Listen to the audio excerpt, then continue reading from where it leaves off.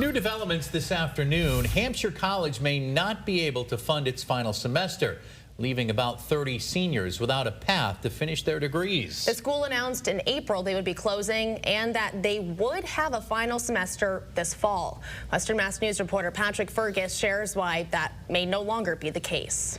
To the alums who surround this tent, I see you out there. I know you are here carrying your own complicated feelings about what is happening at Hampshire. That was the scene from the final commencement ceremony in May at Hampshire College, which said it was going to close their doors in December, but now that may be changing. Hampshire College President Jen Crisler released a statement on Saturday that said it may not be possible to fund that final semester. The school has 28 rising Division III seniors, meaning students in their final year that focus on one larger project.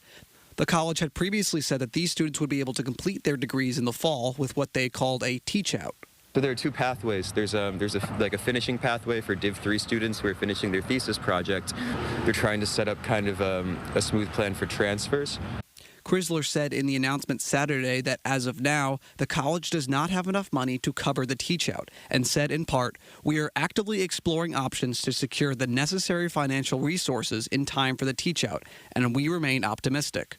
This uncertainty for the fall mostly comes from the fact that the school is still trying to determine which assets to sell because they were required to pay back vendors they owe money to. And most importantly, the gap between the expected cost of a semester and what they expect to raise through enrollment and fundraising.